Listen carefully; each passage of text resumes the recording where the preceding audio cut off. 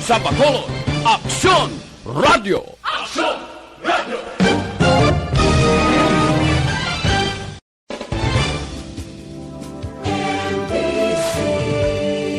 Manila Broadcasting Company. Sa balita, komentaryo, isyu,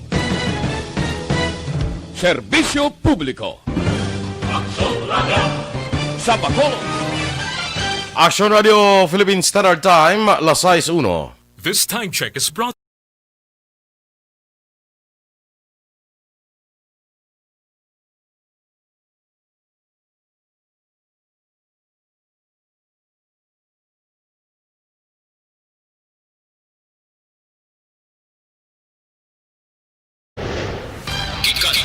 Gikan sa News Center sa Aksyon Radio. Aksyon Radio. Yari ang mga nagapangunang balita sa syudad sa Bacolod kag probensya sa Negros Occidental. Mga balita lokal, nasyonal, sa Aksyon Balitang Bayan. Numero 1, Aksyon Balitang Bayan. Numero 1, two-time kapisanan ng mga broadcasters. Golden Dev nominee for Best Provincial Newscast. Aksyon Balitang Bayan. Numero 1. Aksyon Balitang Bayan. Numero 1. Kagkaroon ang inyo News Team.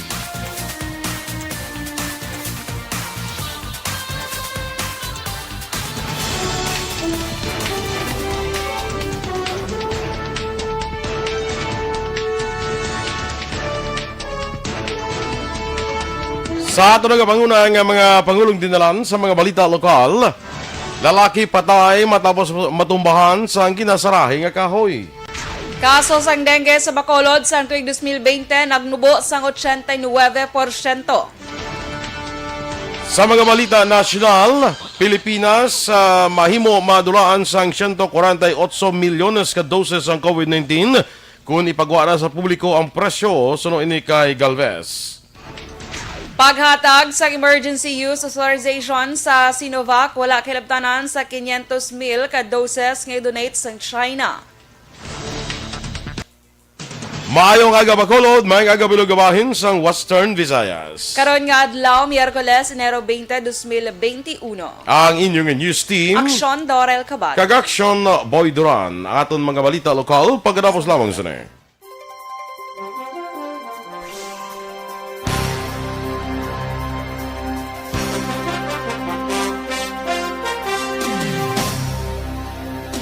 Wednesday gid sa tanan no sa nagaupod sa aton subong nga aga.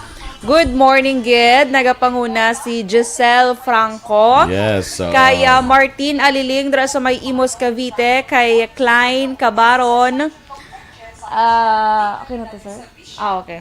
Kay Arnel Camisora, good morning. Kay Felinora Oliveros, good morning man. Kay Araman Sinar Sebras Palmayra dra sa may Fortune Town. Alex Monteza, good morning sir. Kay Victor Tugaf, mayong aga. Kay Engelbert Dalieda, good morning. Alex Fuentes, good morning sir. Happy Wednesday. Kay Arnel Camisora, nagapamati siya all the way from Toronto, Canada. Action boy. Mayong aga. May taga Niagara na sa naligad subong taga Toronto. May taga Toronto, may taga Vancouver, may dito kayo limalikop tara ng Canada. Basi bilog nga Canada na Kay Stephen Duran. Oy, parintim ni Goray. Aligre. Vista Aligre Good morning. Miss Judy Dan. Good morning, Miss Judy. Kay Ann Vigno. Good morning man. Kay Erla Vega. Good morning. Gastep. Good morning, sir. Kay Sir Alex Monteza, Balyak Kalo. So, una nga balita. Sa Matamis. Kalo-kalo, guro sa una nga bayan. Kalo-kalo. Gali, kalo-kalo. Ay, sus. Kalo-kalo. Kalo-kalo. Fried rice. Fried rice ba? Abi ko kalo-kalo. Kalain. Kalo-kalo. So, una nga balita, matamis nga programa, ang manok nga pink. Lantawon ta akong butwa pa.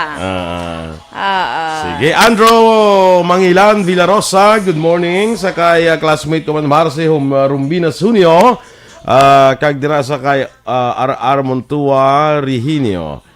Unang amahin sa pagpasunod sa mga balita, Aksyon Radio akon ginapangita. Subong nga aga balasahan na kay itagtagta. Do sa kwan ba pusoy dos ba kung sa tong maswerte ka kung nakabugtaw kag nakatutok ka na. Kung tulog ka, wala ka impormasyon nga makuha. Damguha na lang kapag bugtaw magpanghimuta. Tagag. Bisang tagag ba, no? Sige, bro. Edwin Miranda Senior, mga agaman dira sa imo sa may Murcia ni sila. Dira sa may Minoyan bla sa Murcia. Aubrey Cordova, watching from Barangay Mansilingan. Reed Diamante. Carol Montoya, o ang ayhada ko rin ho, watching from Quezon City. Dira sa National Printing Office. Ginatamiyaw nyo lang siya Daiting Gonzaga kag Mikay Kapunpon sang Barangay Granada.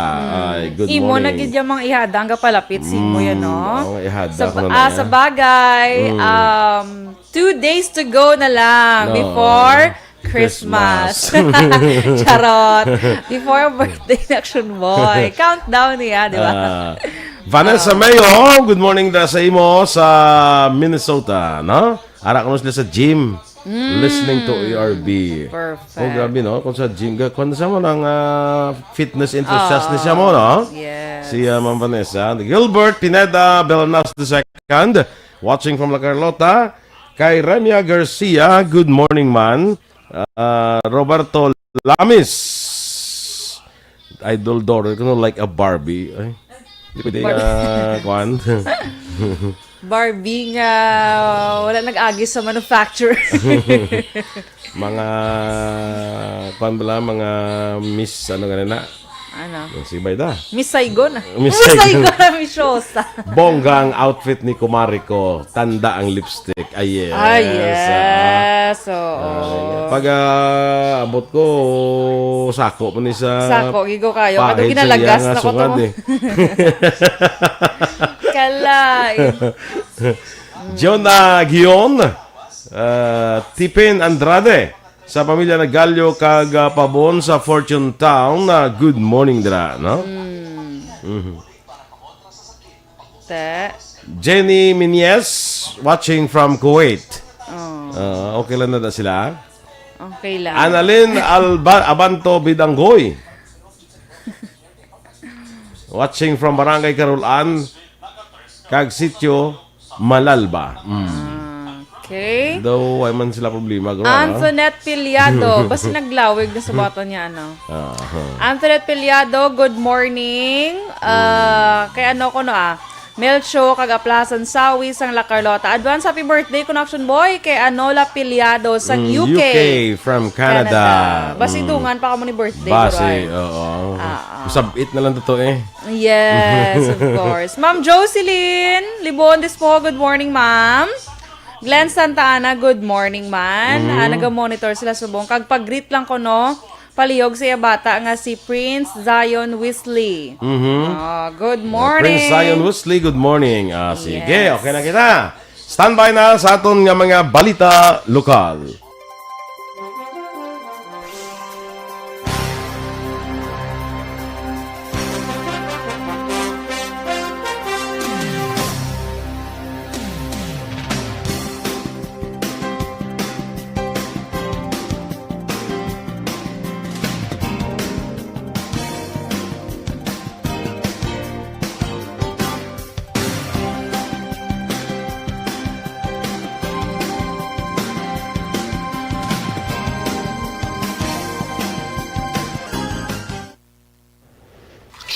Balitang Bayan, Numero 1.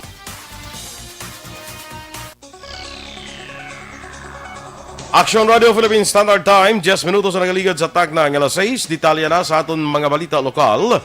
Patay ay sa kalalaki matapos natumbahan sang ginasarahing kahoy sa sulod sang San Miguel Compound sa Barangay Granada, Siyudad sa Bacolod kahapon sang hapon. Ang napatay gikilala kay Arnolfo Amar, 56 anyos, sang Santo Niño 2, Barangay Granada, sa Siyudad sa Bacolod. Sa investigasyon sang kapulisan, ibaluan nga si Amar ang nagabanting sang kalat nga nahigot sa ginasarahi nga kahoy. Natumba ang kahoy nga eucalyptus sa ginatindugan ni Amar.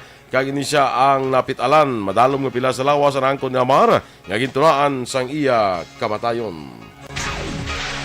Nagnubo sa 89.3% ang dengue cases sa syudad sang Bacolod sang tuig 2020 kumparar sang tuig 2019 sa datos gikan sa Bacolod City Health Office ug CHO. Mayara lamang sang 287 ka mga dengue cases ang na-record sang tuig 2020 mas manubo ikumparar sa 2,690 sang tuig 2019.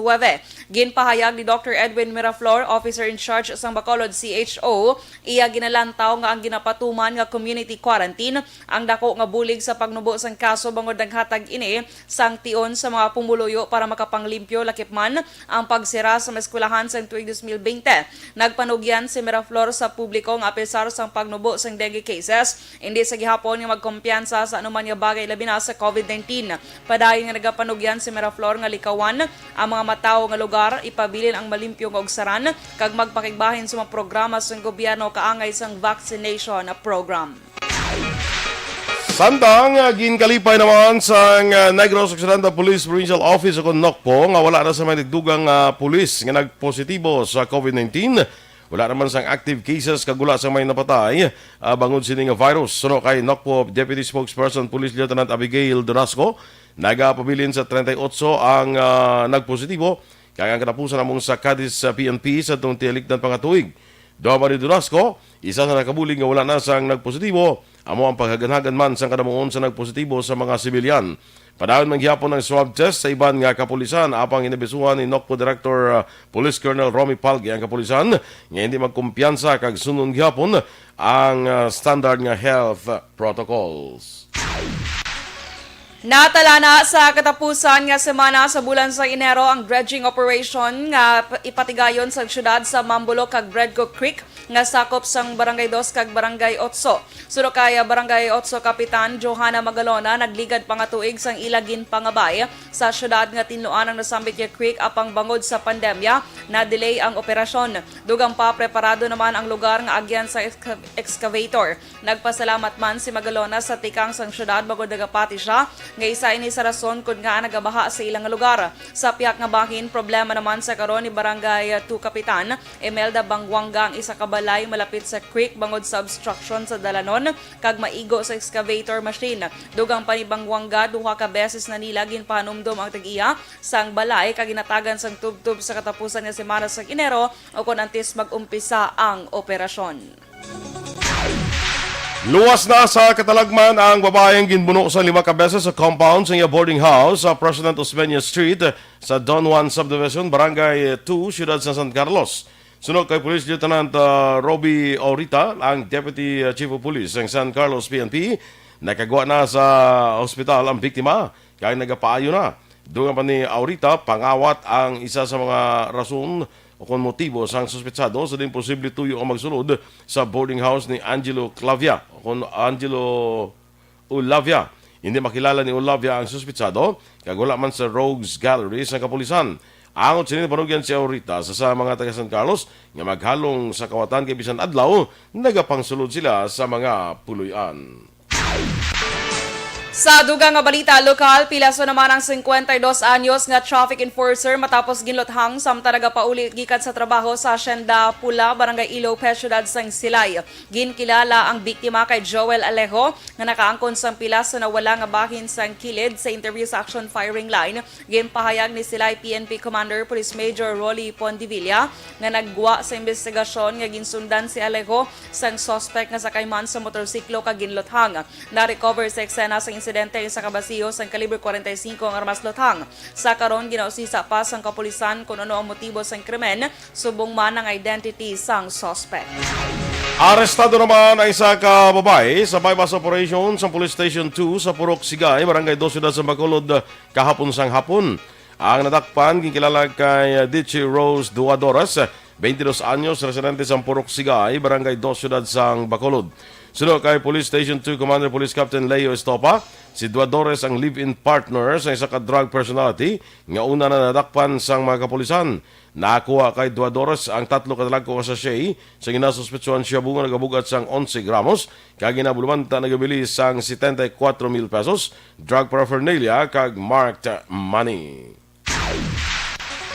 Dakop naman ang siyam ka mga persona nga naaktuhan nagapustaan na isang billiard sa Buri Road, Purok 13, Barangay Mandalagan, Syudad sang Bacolod. Ang siyam ka mga nagkaladakpan ang mga nagahampang kag nagataya sa billiards. Sulo kay Police Station 3 Commander Police Major Richard Pajarito, nakabaton sa impormasyon ang kapulisan nga may nagpustaan na sa billiards sa among nga lugar kag wala nasunod ang mga health safety protocols. Na-recover sa bilyaran ang isa ka set sang billiard balls, 2 ka mga takos ang billiards kag 3,000 pesos nga kwarta. Preso karon sa custodial facilities ang Police Station 3 ang siyam ka mga gindako para sa nagakaigo nga disposisyon kag pagpasaka sang kaso nga paglapas sa Presidential Decree number 1602 o kanang illegal nga pagpanahor. Aksyon Radio Philippine Standard Time, las 6:16. Pilipinas mahimo madulaan sang 148 milyones pesos sang kadoses ang COVID-19 kung ipagwa sa publiko ang presyo sini. Samtang paghatag sang emergency use authorization sa Sinovac, wala sang kailabtanan sa 500,000 kadoses nga i-donate sang China. Ang detalye sa mga balita nasyonal sa magbalik sang aksyon, Balitang Bayan, Numero 1.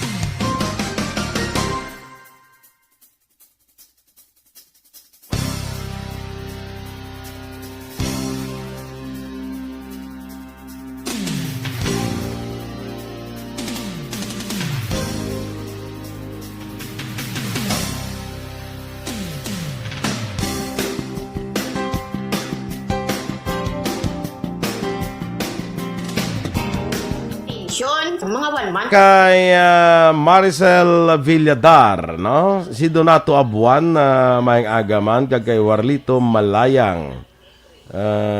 Sige, thank you kuno na siling ni Kuan. Ate, sige. Kay Kadi Laurilia kag kay Erwin Gonzalez dira sa may Barangay Maaw. Dennis Richard Tibor Roma, natak-an ko sa buhok mo doors. Nyatak-an ko sa buhok mo, Dor. Naaman, Dennis. Isaon, gini bala kay Dennis. Siya man nagsupon sa kagulingon niya. Niya daw maamo kagid na dance. Niya baw maamo kagid na dance. Alala ko, nanila ang mga ano na ni Aksyon Eden. Iba mo kagid na. Happy birthday, Anay, kay Engineer Raul Alvarez Jr.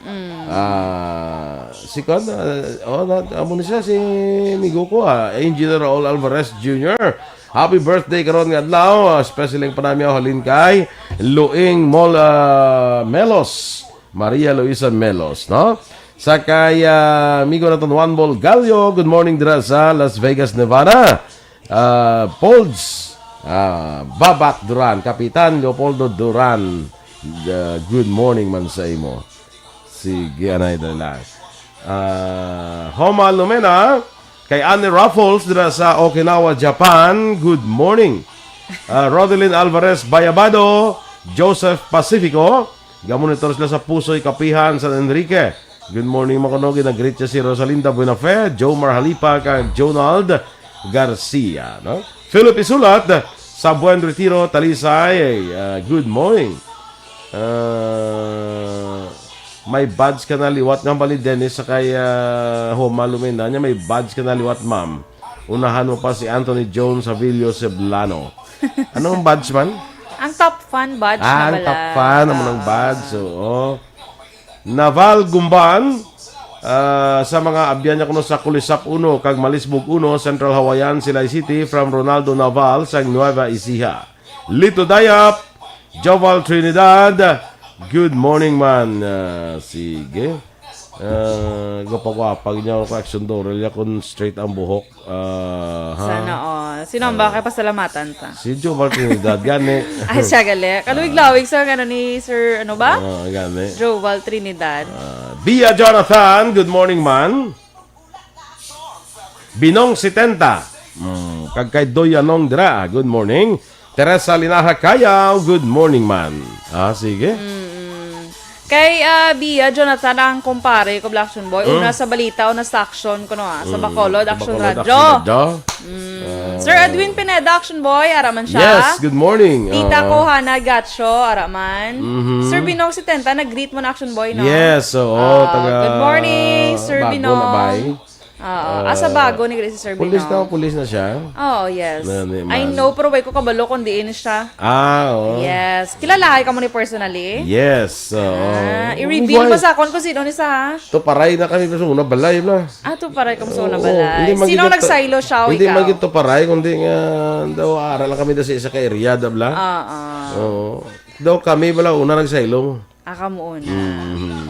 Yawan pa ko na sa una. Pangakwat ng ligaw balay bla ka ba? Kaabot ka pa na sa ligaw balay? Oy, ay waya kay muligan. Di ka may panasaya? Ay gamay pa sa gali. Hubin pa. Sabi ko batch ka mo. Mangod na nasaya sa amon. Okay. So, waya kagapon yung muligan. Why Hindi pa to gali pulis sa hindi pa to sa yawan pa to sa bayanihan niya. Perfect. Ang ligaw balay ba mo ng bayanihan sa mga Pinoy? Sige. Sir Arman Regalado, Araman Action Boy. Dana Alohado. Good morning ko no sa Alohado family dira sa Maytangob. Kay Mark Anthony Cuenco, good morning Action Boy. Kag sa upod mga Madam Guapa from Cuenco family listening here sa La Carlota City. Si Action Dorel ni Sir. Yes. Wala brown. So, ako na lang na. Good morning, mga ka-action. Yan, ako nagamo ka itong gulpi naman. Kayo hindi ko kilala ni Sir. Ito yung pakilala ko. Kaya wala tagalingalan kung mag-greetings na. Wala tagalingalan sa dalom. Away? Sige. Standby na kita sa mga balita nasyonal.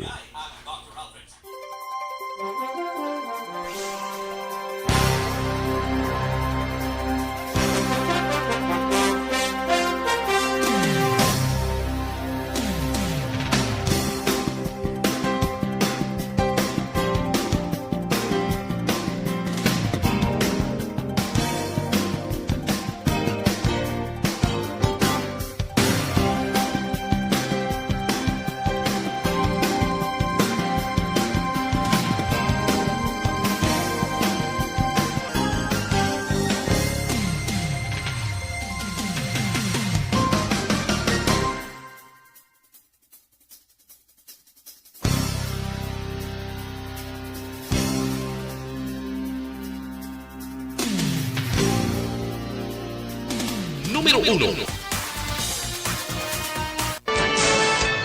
Aksyon Radio Philippine Standard Time, las 6:25. Detalye na sa aton mga balita nasyonal. Ginpahayag ni Vaccine Czar Carlito Galvez Jr. nga mahimo madulaan sang 148 milyones ka doses ng COVID-19 vaccine ng Pilipinas kung ipagwa na ang presyo. Ini ang reaksyon ni Galvez sa pagpapalaot sa iya panindugan nga hindi pag-ipagwa ang presyo sa kada brand sang bakuna nga plano baklon sang gobyerno bangod sa existing confidentiality disclosure agreement sa mga vaccine makers. Nagpangayo naman sa pasaylo si Galvez sa publiko kag nagpangabahay nga irespeto ang kontrata. Gid pa siguro ni Galvez nga may transparency kag accountability sa mga kasugtanan sa pagbaklon nga bakuna tungod mag-aagi pa sa pag-usisa sang Finance Department. Ginaprobahan na sa Food and Drug Administration o FDA ang application sa Chinese drug manufacturer nga Sinovac nga magapatigayon sa clinical trials sa ila COVID-19 vaccine sa Pilipinas. Sa laging handa briefing, ginpahayag ni FDA Director General Eric Domingo nga tanan nga application sa pagpatigayon sa clinical trials sa pungsod ang naprobahan na lakip na ang Sinovac. Sunod kay Domingo, may clinical trial nga ginapatigayon sa pungsod ang bakuna nga Johnson & Johnson, ang iya ka Clover Pharmaceutical kag Sinovac. Oktubre 2020 sang gin-cleared sa vaccine expert panel sa idalom sa DOST ang Sinovac para sa clinical trial. Una nagwa sa pagtuon sa Brazil nga ang Sinovac ang mayara lamang sang kapin 50% nga kaepektibo pero sa clinical trial sa ibang pungsod mayara naman ini sang mas mataas nga efficacy rate. Ginklaro naman sang Food and Drug Administration nga wala sang kailabtanan ang ihatag nga donasyon sang China nga 500,000 ka doses ang bakuna sa paghatag sang Emergency Use Authorization sa Chinese brand sang COVID-19 vaccine. Sa laging handa public briefing, ginpahayag ni FDA Director General Eric Domingo nga wala sang koneksyon ang donasyon kag ang EUA. Una dili ginanunsyo sang Department of Foreign Affairs nga plano sang China nga magdonar sang 500,000 ka doses sang COVID-19 vaccine sa Pilipinas. Sa probisyon sa dalom sang Bayanihan Act, ginpahayag ni Domingo nga mahimo mabaton sang Department of Health ang donasyon sa piyak nga wala panhatag ang Emergency Use Authorization. Ginhingyo sang gobyerno ang bulig sang 28 ka kompanya nga may cold chain facilities para sa pag-store sang COVID-19 vaccine. Sunod kay Deputy Chief Implementer kag Testing Czar Vince Dizon sa National Task Force mayara sang pharmaceutical grade cold chain facilities ang 28 ka pribado nga kompanya agon mapreserba ang efficacy rate sang bakuna. Dugang pa ni Dizon yara na sa advanced stage ang negosasyon sang gobyerno sa mga kompanya rason nga maghimo na maka-inspect si Vaccine Czar Carlito Galvez Jr., Health Secretary Francisco Duque III, kay iban pa nga miyembro sa task force umpisa subong adlaw Miyerkules. Samtang ginanunsyo naman sa Department of Health ang 1,357 ka bago ang kaso ng COVID-19 nga nagdala sa kabilugan nga 504,084. Sa datos ng DOH, nanguna naman ang Davao City nga may madamong kaso nga may 130, ginasundan sa Rizal nga may 71, Quezon City nga may 66, Pampanga nga may 54 kag Benguet nga may 52. 69 naman ang mga napatay kung bago nga napatay, kag nagdangat na tanan sa 9,978 ang death toll. Sa dugang nga balita national, ginanunsyo sang Department of Agriculture kung DA nga hilway sa avian influenza o kung bird flu ang Pilipinas. Sa statement ginpahayag sang DA nga nagdeklarar sang ang World Health Organization for Animal Health tubtob Enero 8, 2021 nga ang pungsod ang hilway sa nabilin nga strain sa bird flu. Sunod sa DA na resolbar sang pungsod ang outbreak sang bird flu sa commercial layer poultry farm sa Pampanga kag backyard poultry farm sa isa ka barangay sa Rizal sa sulod lamang sang tunga sa tuig matapos liwat nga ma-record ang poultry virus sa Pilipinas. Ginakabig ni Agriculture Secretary William Dar nga welcome development ang balita labi pa nga ang poultry meat popular nga ginakuhaan sang protina sang mga Pinoy. Samtang nawagan naman si House Committee on National Defense Senior Vice Chairman Rufy Biazon sa Department of National Defense nga tun-an sa liwat ang desisyon nga bawion ang kasugtanan sa University of the Philippines nga nagadumili sa pagpasulod sa mga uniform personnel sa campus sang universidad. Sino kay Biazon, dapat nakigdialogo ang DNT sa liderato sa UP kag sa komunidad para may makasugtan nga joint approach para matapna ang recruitment sa mga rebelde sa mga estudyante samtang ginapabili naman ang academic freedom, critical thinking kag ideological debate sa universidad. Nabalaka si Biazon nga sa baylo nga makabulig agon proteksyonan ang UP ka mga estudyante batok sa kaaway sang gobyerno, tuhay ang mga epekto sa sining unilateral agreement. Handa siya nakalugsugan party list Representative Mike Defensor nga magtrabaho sa obligasyon nga gintugyan sa iya sa pihak sang ginkakas na siya bilang chairman o kon vice chairman sa limatanan ka komitiba sa Kamara. Gintawag ba ni Defensor nga immature kag haphazard actions ang desisyon ni House Speaker Lord Alan Velasco. Sa nabaluan, malapit nga kaalyado si Anay o kon ni Anay House Speaker Alan Peter Cayetano si Defensor. Sa statement, ginpahayag ni Defensor nga sa pihak nga nadulaan siya sa 5 ka vice chairmanships. Nagapabilin siya sa pareho nga posisyon sa Committee on Legislative Franchises and on Welfare of Children. Apang ginapaabot na sang mamalidha nga kakason man siya sa nasambit nga mga komitiba. Aksyon Radio Philippine Standard Time, las 6:31. Good morning, anay kay Gracia Hareta Horvidalia, kagay Pinky Teruel, dira sa may barangay Villamonte. Inyong ipapatiyan ang aton mga balita diri sa Aksyon, Balitang Bayan, Numero 1. Standby na sa Action Report, second portion. Upod di Aksyon, Fred Salanga. Balikay kita sa aton dugang nga mga balita sa Aksyon Balita Morning Edition. Upod gapon sa inyong news team. Aksyon DorelCabatuNo. Kag Aksyon BoyDuran. Una sa balita, una sa Aksyon. Sa Bacolod Aksyon Radio. Aksyon Radio.